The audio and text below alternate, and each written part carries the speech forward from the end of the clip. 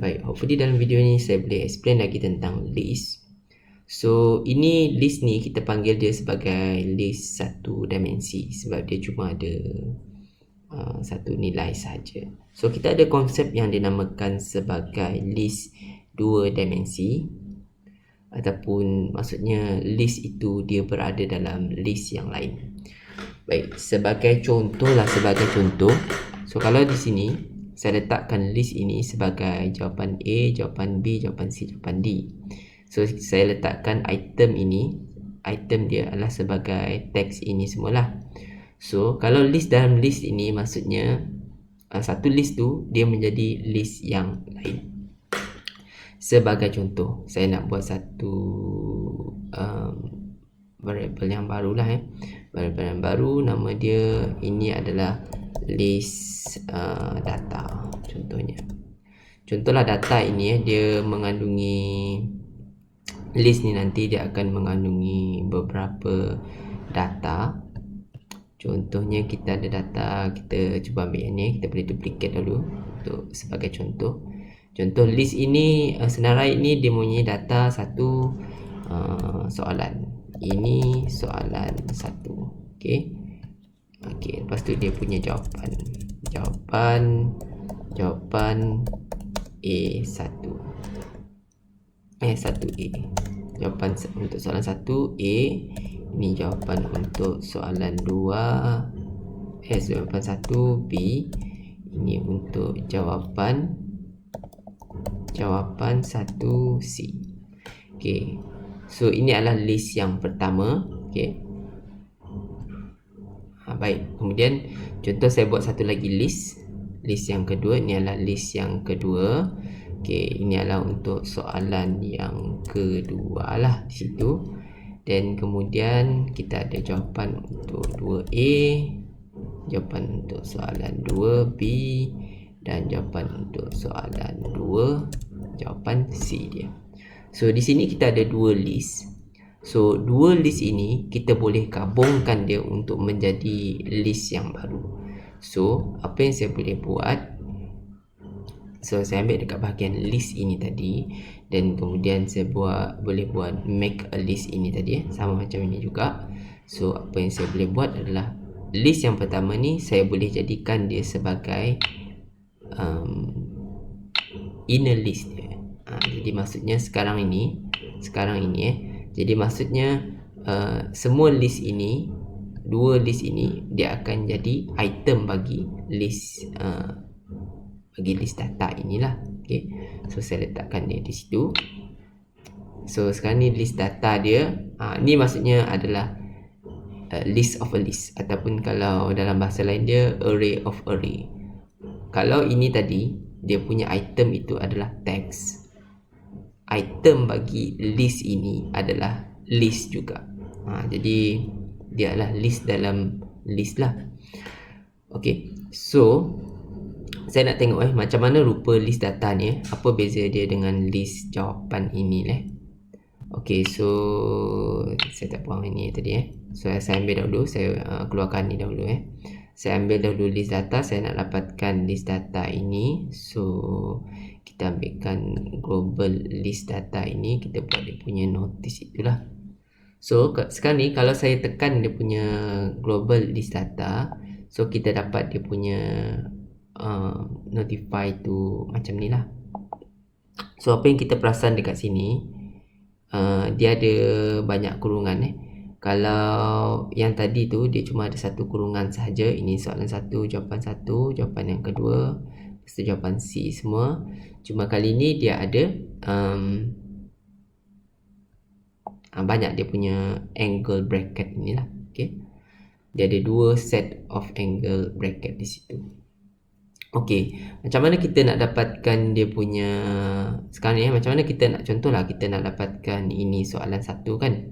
So, apa yang kita boleh buat adalah kita sama juga select macam tadi. Cuma kita ambil dahulu daripada list yang pertama inilah. Okey, ini peringkat pertama dia, ini peringkat kedua maksud dia. Okey, so contoh kita gunakan method yang sama tadi Awak ambil dekat list. ambil dekat dia punya method, nama dia adalah method ataupun dia punya block adalah select tadi okey. Contohnya saya ketepikan dahulu supaya tak confusing. So saya nak ambil daripada list data ini, dia punya list tadi, saya letakkan dekat bawah ni. So indeksnya, contoh kita cuba indeks dia, kita ambil mat 1 contohnya, 1 kita ambil 1 contohnya. Okey, kita ambil 1 dan kemudian kita letakkan, kita select dia punya list sebagai 1. Okey. So bila saya tekan test, nampak tak dia keluar list yang pertama. Okey, list yang ini, benda inilah yang dia keluar. Sebab dia, kalau kita select daripada global list data ni tadi, dia adalah kedudukan yang pertama. So kalau kita nak ambil yang kedua ini, maksudnya kita kena tukar indeks dia kepada 2 lah di situ. So kalau saya tekan test, so maksudnya sekarang ni saya akan dapat nilai dia adalah nilai yang kedua. Sekarang soalannya, macam mana kita nak dapatkan jawapan 2C pula kan? Baik. So sebab ini dua label kan, so hasil daripada select ini tadi, yang ni hasil dia adalah satu list juga. So benda ni hasil dia adalah list. Jadi maksudnya kita boleh gunakan juga fungsi select benda yang sama. Okey, kita ambil select tadi, select yang ni Jadi kali ni list yang saya nak guna adalah list yang dia dah dapat dekat sini tadilah Dekat sini tadi dia dah dapat list kan. Contoh saya tekan test tadi Contoh ini dia dapat list yang kedua inilah, dia dapat list yang ini. Okey, so saya letakkan list ini dekat dia punya input, dekat select punya method ni lah tadi lah. So sekarang ini dekat index ini saya boleh letaklah dia punya kedudukan. Okey, contoh kalau kita tengok kedudukan 1 sekarang ni yang ni blok ini dia dah dapatkan list inilah, maksudnya dia dapatkan list ini. Untuk list ini dia punya item adalah teks yang warna merah ni, semua teks yang warna merah ini. So dia ada 4 kedudukan lah kat situ ada ni kedudukan 1, kedudukan 2, kedudukan 3, kedudukan 4. Okey, so index dia pun, so ini tadi dia punya result untuk make list yang ni. Okey, so saya select lagi, kali ni saya select index yang pertama contoh so ini dia akan dapat ini soalan 2. So kalau saya test kat emulator ni, alamak, wrong number argument for shortlet. Okay, number of argument for shortlet. Okay, salah sebab kita kena letakkan ni dekat notice maaf. Okay, so kalau saya tekan test ni so notice ni dia kena letakkan dia punya nilai tu tadi. So dia cakap ini soalan 2. Jadi maksudnya bila kita ada array of array ataupun list of a list yang juga mengandungi list, jadi maksudnya kita kena buat dia punya select tu pun 2 kali. Select yang pertama ini dia akan ambil dia punya dia akan ambil list dahulu, inner list dia yang ni, sama ada 1 ataupun yang kedua ni. Dan bila dia dapat list yang tu, dia akan boleh dipilih lagi untuk indeks yang seterusnya. Okay. Kalau ni satu ni maksudnya dia boleh pilih sama ada ini soalan. Kalau saya buat 2 contohnya dekat bawah ni, so apa yang saya akan dapat adalah jawapan 2A. Saya test lagi jawapan 2A. So macam mana kalau saya nak dapatkan 1B ni kan? Jadi maksudnya saya kena pilih dahulu list yang pertama 1.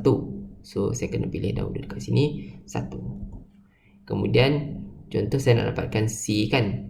Bila saya dah dapatkan list yang pertama, ni list pertama, so saya dapatkan pula kedudukan item di kedudukan yang keempat ni, contoh 1C contohlah.